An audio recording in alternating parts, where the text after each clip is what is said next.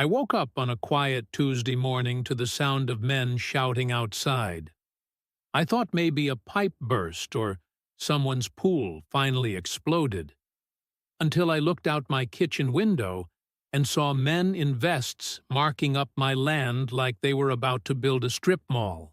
No warning, no note. No one rang the doorbell. Just orange flags, drones circling overhead, and one guy with a clipboard who waved at me like this was totally normal. Spoiler: it wasn't. I'm Mark Langston. I'm 49. Been living on this property in Briarwood Crest my whole life. This land, it's not just where I live, it's where my grandpa built our home with his bare hands. We've got 3 acres, and the best part is this raised patch we call Langston Rise. It's flat, high up, and perfect for growing vegetables, and, apparently, for surveillance. Enter our brand new HOA president, Tricia Goddard. Former tech executive, big ideas, lots of buzzwords. She came in all shiny and promising: modernization, community innovation, and something she kept calling urban visibility solutions. I should have known then. Anyone who talks like a LinkedIn ad is probably up to something. First came the cameras, then the drones. And then, one day, I saw a notice in my mailbox about a new security initiative and an increased fee for community tech enhancements. Sounds fancy, right? Until a drone hovered over my tomato patch. Twice. I sent an email. No response. I showed up at an HOA meeting and asked what was going on. Tricia smiled like I'd just asked her about her skincare routine and said, "It's about safety, Mark, and data optimization." 2 days later, I got a letter. Certified. Sealed. Legal terms thicker than molasses.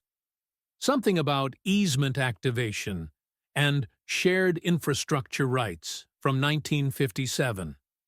Basically, they were saying they had the right to use my land for the benefit of the community.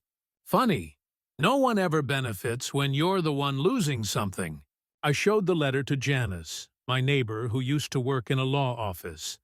She looked at me and said, "They're going to build something back there, and it's not a picnic area." She was right. A few days later, trucks rolled in while I was out grocery shopping. When I came back, there was a concrete pad, wires sticking out, and 3 high-tech drones sitting there like they'd just moved in permanently. I confronted the foreman. He said they had all the permits, county approved, HOA certified. I called the police. They said it was a civil matter.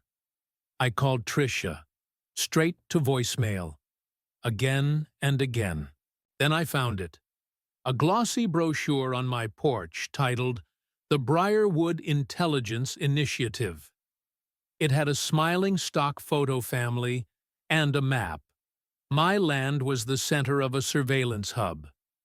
Facial recognition cameras, data collection zones, drone flight paths.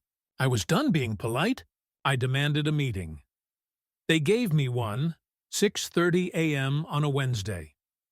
Because of course. Just me, Tricia, 2 board members in suits, and a man who introduced himself as a behavioral data consultant. I asked if he lived in the neighborhood. He said no. Of course not. I told them to remove the equipment. Tricia smiled and said, "Mark, this is bigger than you. We're redefining neighborhood intelligence." I said, "You're redefining trespassing." She leaned in and said, "Non-compliance could impact your mortgage standing." Oh yeah, that's when I knew they'd gone corporate mafia on me. I left that meeting furious. That weekend, I visited my sister. When I got home, not only had the drones gone live, they were flying regular routes over homes. Mine, Janice's, even the Johnsons' backyard, where their teenage daughter was sunbathing. That was the final straw. I formed a group. BAST. Briarwood Against Surveillance Technology. We weren't just angry. We were organized. Turns out, Tricia and 2 board members had quietly created a tech company, Briar Tech Insights, and registered it to the HOA address. They were selling drone footage, facial data, and even thermal imaging to marketing firms and real estate developers. They weren't protecting the neighborhood. They were profiting off our privacy. Worse, the permit for the surveillance site was based on a false description. Community kiosk with minimal environmental impact. Total lie. And the person who signed off on it? Earl Thompson, county commissioner, and, weirdly enough, an old friend of my late father. I found his number in Dad's old Rolodex and made the call. "Earl," I said, "you signed off on a lie." I sent him photos, documents, drone footage, and proof of the data sales. Next day, county trucks rolled in. Earl himself came too. The drones were grounded. The pad was taped off. Tricia? She showed up, tried to argue with Earl, and got escorted off the property. Her clipboard couldn't save her now.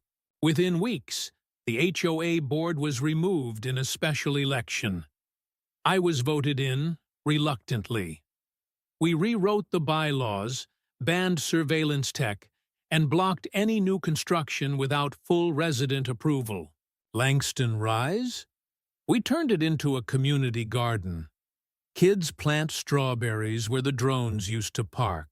So yeah, one phone call can change everything. And now, I want to hear from you.